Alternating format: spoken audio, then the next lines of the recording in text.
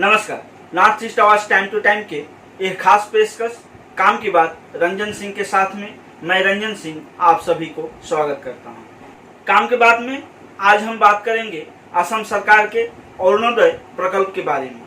दरअसल पिछले कुछ दिनों से हमारे पास फोन कॉल्स आ रहे हैं, हमारे पास बहुत सारे ऐसे मैसेज आ रहे हैं जिसमें ये पूछा जा रहा है कि आखिर अरुणोदय प्रकल्प के माध्यम से किन किन लोगों को ये लाभ मिलने वाला है।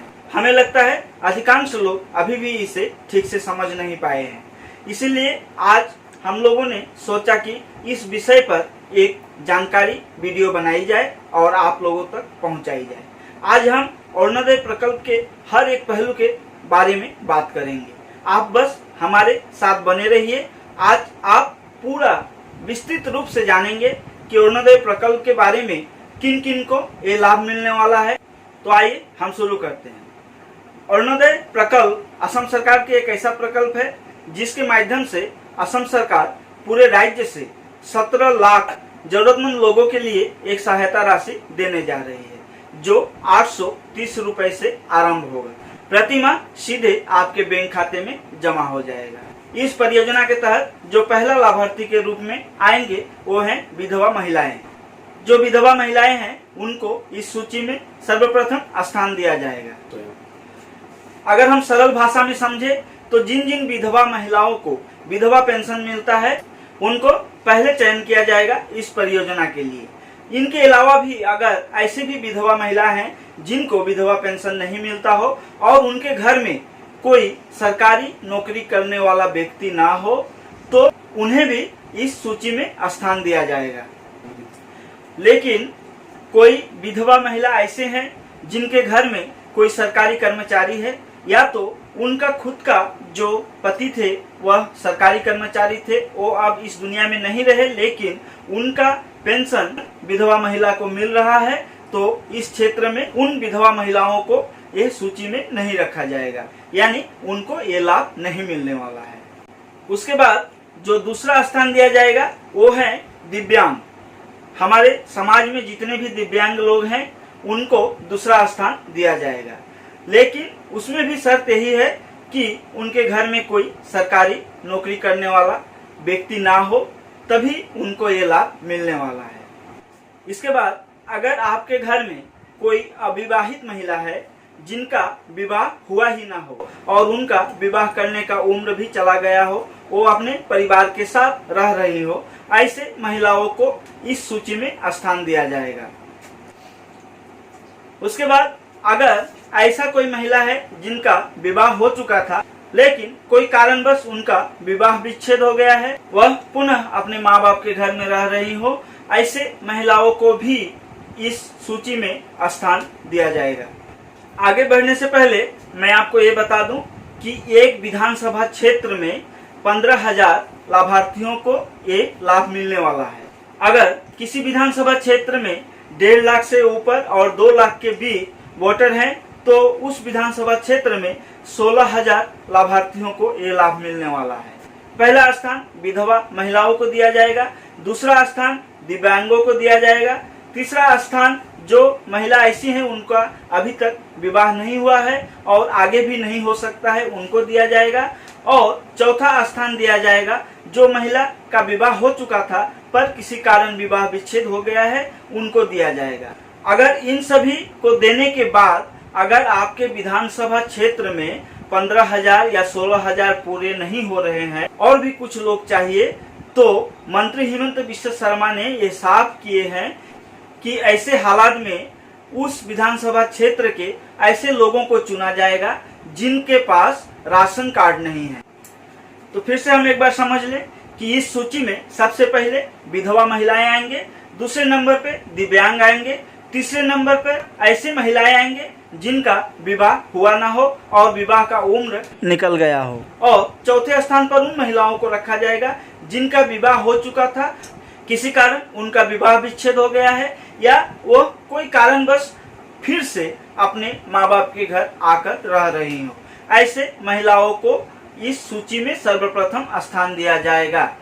अगर आपके विधानसभा क्षेत्र में इन महिलाओं को मिलाकर 15,000 या 16,000 लाभार्थी पूरे नहीं हो रहे हो तो उस क्षेत्र में राशन कार्ड जिन जिन के पास नहीं है उन्हें भी लिया जा सकता है और 15,000 या जिस जिले में या जिस विधानसभा क्षेत्र में 16,000 सीमा बनाई गई हो, लिमिट बनाई गई हो, वहां पे उनको मिलाकर 15,000 या 16,000 बनाया जा सकता है।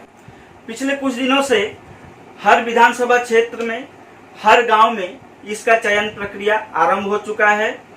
लोग हमें फोन करते हैं, पूछते हैं कि इसके लिए कौन सी दस्तावेज चाहिए। तो हम आपको ये बता दें कि इसके लिए किसी प्रकार की दस्तावेज यानी किसी प्रकार की डॉक्यूमेंट नहीं चाहिए। एक फॉर्म आपको दिया जाएगा, उस फॉर्म को आप फिलअप करेंगे, भरेंगे और नीचे आपका सिग्नेचर होना चाहिए। आप खुद ही बताएंगे कि आपके घर में विधवा महिला है या आपके घर में दिव्यांग है या आपके घर में अविवाहित महिला है या आपके घर में विवाह विच्छेद महिला है या आपके घर में किसी का राशन कार्ड नहीं है। आप स्वयं बताएंगे और उस फॉर्म में आप दस्तखत देकर जमा कर देंगे।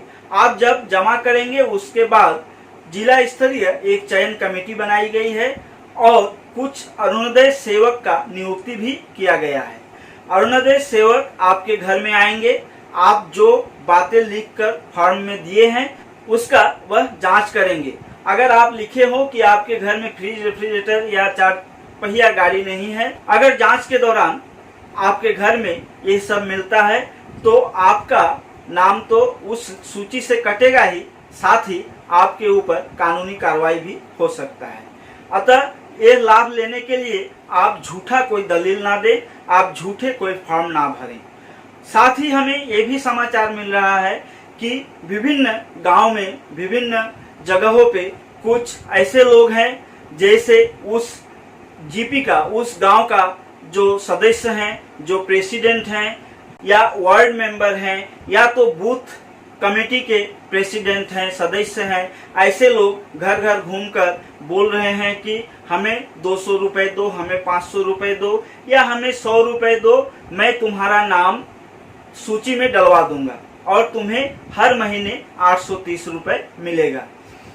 मैं आपको बता दूं, अगर ऐसा कोई आप लोगों को बोलता है, आप लोगों से कोई पैसा मांगता है तो आप इसके लिए आवाज उठाइए। ये एक पैसा किसी को देने की जरूरत नहीं। अगर आपको मैंने जो पहले बताया जिन जिन को ये मिलने वाला है उस कैटेगरी में आप आ रहे हो तो आपको पैसा देने की जरूरत नहीं, आपका चयन हो जाएगा। आप बस फॉर्म जमा कीजिए। आपको यह जानकर और भी खुशी होगी कि आपके खाते में हर महीने 830 रुपए तो जमा होगा ही, लेकिन अगर कोई उत्सव है जैसे दुर्गा पूजा हो, बिहू हो या आपके इलाके में अगर बाढ़ आई है या तो आपके बच्चे का स्कूल में दाखिला करने का जो समय है वैसा समय चल रहा हो तो हो सकता है आपके खाते में 1,000 रुपए और ज्यादा आ सकता हो। उस महीने में ही सिर्फ 1,000 रुपए ज्यादा आएगा, फिर अगले महीने से आपको 830 रुपए ही मिलेगा। साथ ही मंत्री हिमंत बिस्वा शर्मा ने ये भी कहे हैं कि ये 830 रुपए को भी धीरे धीरे बढ़ाया जाएगा और अभी वर्तमान में पूरे असम से 17 लाख लाभार्थियों को ये सुविधा मिलने वाला है। आगे जाकर ये संख्या और भी बढ़ेगी। काम के बाद रंजन सिंह के साथ में फिलहाल के लिए इतना ही। हम फिर नई जानकारी के साथ आप सभी के समक्ष हाजिर होंगे। तब तक के लिए आप लोगों से एक अनुरोध है कि अगर आप लोगों ने अभी तक हमारे इस फेसबुक पेज को लाइक और फॉलो नहीं किए हैं तो कृपया कर लीजिए और साथ ही अगर आपको यह जानकारी अच्छी लगी हो तो कृपया इसे शेयर करना ना भूलें ताकि आपके तरह ही यह जानकारी और कई लोगों तक पहुंचे। धन्यवाद।